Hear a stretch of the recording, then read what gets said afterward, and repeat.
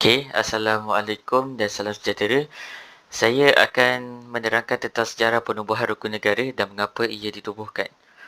Antara faktor utama ialah peristiwa 13 Mei 1969. Pada 13 Mei ini berlakunya rusuhan kaum di antara kaum Cina dan Melayu. Kerana Cina tidak berpuas hati terhadap hak keistimewaan orang Melayu dan perbezaan agama dan budaya. Tokoh pada waktu itu ialah Tun Abdul Razak Husin yang merupakan timbalan Perdana Menteri pada waktu itu. Beliau juga menubuhkan Majlis Gerakan Negara atau lebih dikenali sebagai Mageran.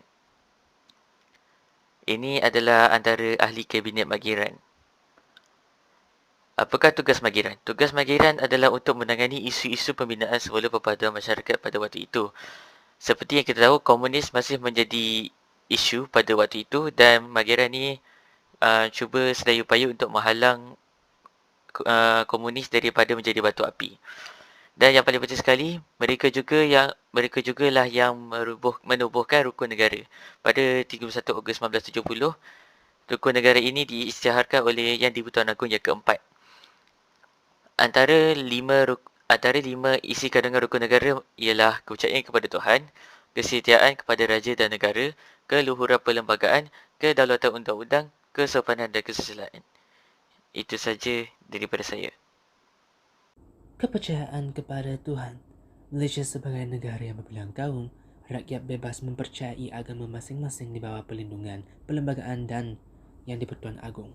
Agama rasmi di Malaysia adalah agama Islam. Bukan itu sahaja, agama-agama di Malaysia pun adalah Hindu, Taoisme, Buddha dan Kristian. Sikap tolak ansur dan saling hormat menghormati terhadap pegangan agama masing-masing antara masyarakat Malaysia menjadikan negara kita sebagai negara yang aman, harmoni dan bersatu padu. Kesetiaan kepada raja dan negara.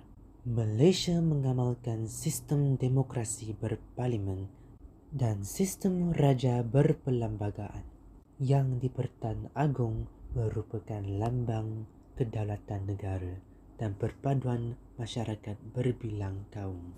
Kita sebagai rakyat Malaysia haruslah menyampaikan kesungguhan kesetiaan kepada baginda dan negara supaya tidak menjejaskan kedaulatan dan keamanan Malaysia. Keluhuran perlembagaan dan kedaulatan undang-undang. Perlembagaan Malaysia merupakan undang-undang tertinggi dan menjadi garis paduan undang-undang dalam pentadbiran negara. Perlembagaan dan undang-undang bertanggungjawab mempertahankan kestabilan masyarakat dan membebaskan serta kepentingan warga negara Malaysia.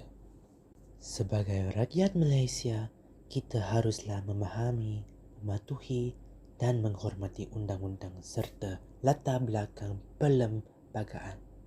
Kesopanan dan kesusilaan.